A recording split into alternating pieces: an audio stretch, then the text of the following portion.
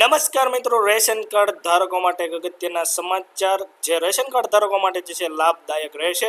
તો હવેથી જે છે રેશન કાર્ડ ધારકોને 5 મોટા લાભ મળશે. તેના વિશેની જે છે માહિતી જે છે સમાચાર જે છે સામે આવી ચૂક્યા છે. તો સમગ્ર માહિતી જે છે આપણે વિડીયોમાં જોવાના છીએ, તો વિડીયો છેલ્લે સુધી જુઓ.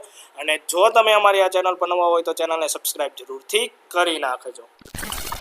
તો સૌપ્રથમ મિત્રો વાત કરીએ તો આપણે રેશન કાર્ડ ધારકોને રૂપિયા 500 મળશે ગેસ સિલિન્ડર. રાજસ્થાનના મુખ્યમંત્રી ભજનલાલ શર્મા દ્વારા હાલમાં જ વિધાનસભામાં રેશન કાર્ડ ધારકો જે રેગ્યુલર ઘઉં અને ચોખા મેળવે છે તેવા રેશન કાર્ડ ધારકોને જે છે 500 ગેસ સિલિન્ડર મળશે તેવી જે છે જાહેરાત કરી હતી.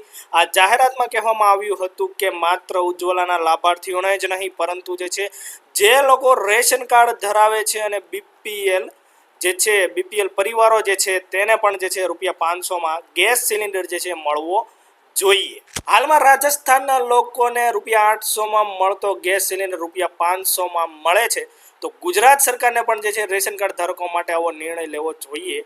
જો કે જે છે એ ઉજ્જવલાના લાભાર્થીઓ, જે ગુજરાતની અંદર જે ઉજ્જવલાના લાભાર્થીઓ છે એને જે છે ગેસ સિલિન્ડર જે છે રૂપિયા 500 તો મળી રહ્યો છે હાલમાં જ, પરંતુ રેશન કાર્ડ ધારકોને પણ જે છે આ ગેસ સિલિન્ડર જે છે 500 રૂપિયામાં મળવો જોઈએ.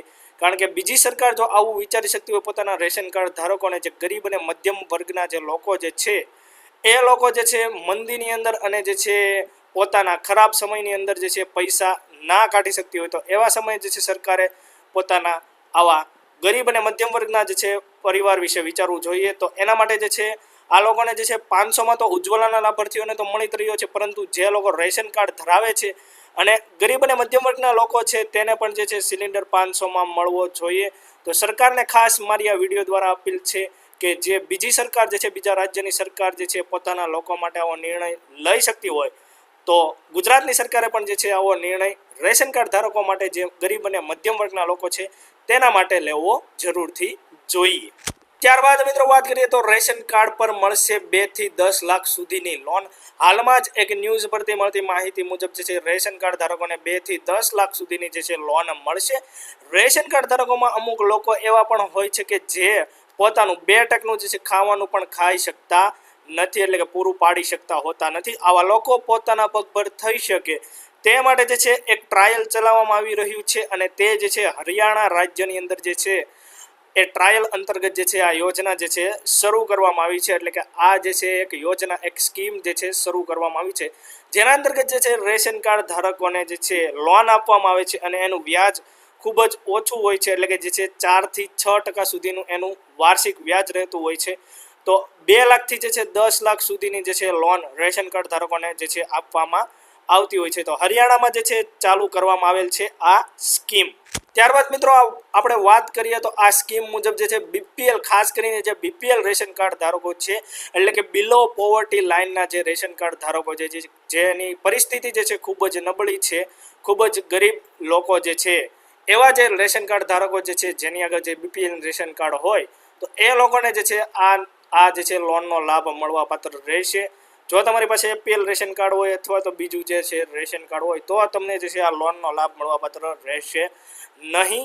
લોન લેવા માટે જે છે ઓનલાઈન અને જે તે જિલ્લાની મામલતદાર ઓફિસ, મામલતદારની જે કચેરી હોય ત્યાં જઈને જે છે અરજી કરવાની રહેતી હોય છે, અથવા તો તમે જે છે ઓનલાઈન પણ અરજી કરી શકશો જ્યારે આ જે છે સ્કીમ જે છે લાગુ પડશે. હાલમાં જે છે આ યોજના એટલે કે આ સ્કીમ જે છે હરિયાણામાં જે છે લાગુ થઈ ચૂકી છે. તો હરિયાણા બાદ ધીમે ધીમે જે છે બીજા રાજ્યમાં પણ જે છે આ સ્કીમ લાગુ કરવામાં આવશે. એટલે કે જુદા જુદા સ્ટેટની અંદર, જુદા જુદા રાજ્યની અંદર આ જે લોન માટેની સ્કીમ જે છે એ લાગુ કરવામાં આવશે. ખાસ આ યોજના જે છે, આ યોજના થકી જે છે જે બીપીએલ રેશન કાર્ડ ધારકો જે છે એ લોન મેળવી શકશે.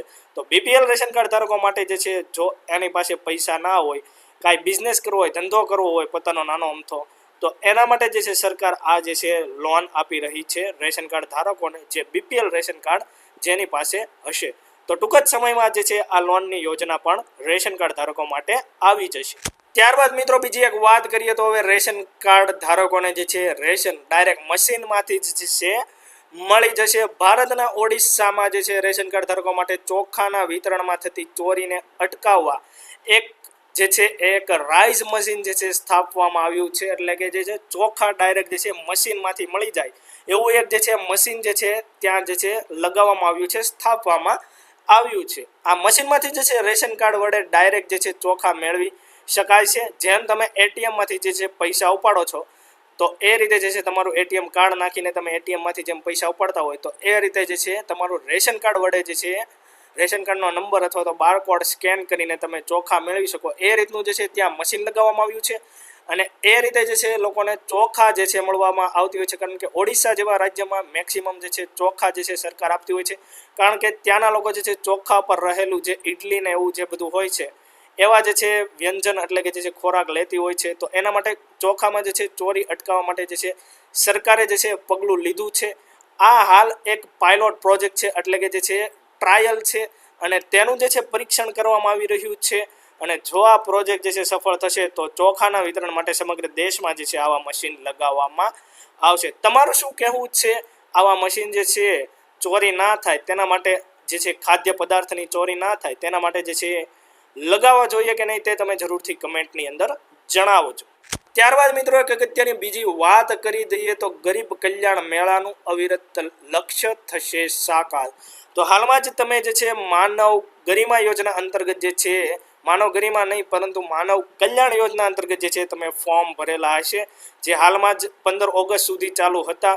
તો હવે જે છે તમને એમાં જે છે કીટ વિતરણ કઈ રીતે થશે તમને એવો સવાલ હશે, તો એના માટે જે છે ગરીબ કલ્યાણ મેળો યોજાતો હોય છે દર વર્ષે જે છે સરકાર દ્વારા જે છે ગરીબ કલ્યાણ મેળાનું જે છે આયોજન થતું હોય છે। અને જો ગરીબ કલ્યાણ મેળામાં પણ તમને જે છે એ કીટનું વિતરણ ના થાય તો તમારા આજુબાજુના વિસ્તારમાંથી પણ તમને જે છે કીટનું વિતરણ થઈ જતું હોય છે। તો એ ગરીબ કલ્યાણ મેળો આ વર્ષની અંદર એટલે કે 2024માં ક્યારે થશે તેની જે છે માહિતી સામે આવી ગઈ છે। તો મુખ્યમંત્રી ભૂપેન્દ્રભાઈ પટેલના નેતૃત્વ અને દિશા દર્શનમાં જે છે રાજ્યવ્યાપી ગરીબ કલ્યાણ મેળાની 14મી કડી જે છે આગામી સપ્ટેમ્બર 2024માં યોજાશે। તો ખાસ કરીને હવે જે એ કીટ વિતરણ થશે એ જે છે તમારું ડ્રોના લિસ્ટમાં જે છે તમારું નામ આવી જશે। પછી જે છે સપ્ટેમ્બર મહિનાની અંદર જે છે 2024માં જે છે 14મા ગરીબ કલ્યાણ મેળાનું જે છે આયોજન થવા જઈ રહ્યું છે। પ્રત્યેક જિલ્લામાં જે છે 33 ગરીબ કલ્યાણ મેળાઓના જે છે આયોજનથી 125 કરોડ રૂપિયાની જે છે ગુણવત્તાયુક્ત કિટ્સ લાભાર્થીઓને પ્રત્યક્ષ વિતરણ કરવામાં આવશે। તો ખાસ કરીને 125 કરોડ રૂપિયાની જે છે કિટ્સનું જે છે વિતરણ કરવામાં આવવાનું છે। તો સપ્ટેમ્બર 2024ની અંદર ખાસ જે લોકોએ જે છે આના માટે તમે રેશન કાર્ડ ધારકો હોય અને જો તમારે એ કેટેગરી મુજબ તમે ધંધો એ પ્રકારનો કરતા હોય, જેના વિશેનો વિડીયો પણ મેં જે છે માનવ કલ્યાણ યોજનાનો આગળ મૂકી દીધેલો હતો, તો તમે એના વિશેનું ફોર્મ ભર્યું હોય અને ડ્રોના લિસ્ટમાં તમારું નામ આવી જાય તો હવે તમને જે છે 125 કરોડ સુધીની જે છે કિટ્સનું જે વિતરણ કરવામાં આવશે। ટોટલ જે છે લક્ષ્ય જે છે 125 કરોડ રૂપિયાના કિટ્સના વિતરણનું છે। અત્યાર સુધીમાં જે છે યોજાયેલ 13 તબક્કાના 1604 ગરીબ કલ્યાણ મેળાથી 1.66 કરોડ ગરીબ જરૂરિયાતમંદ લોકોને જે છે 36,800 કરોડની જે છે સહાય ચૂકવવામાં આવી છે। તો ખાસ કરીને ગરીબ કલ્યાણ મેળાનું જે છે આયોજન 100% થવાનું છે।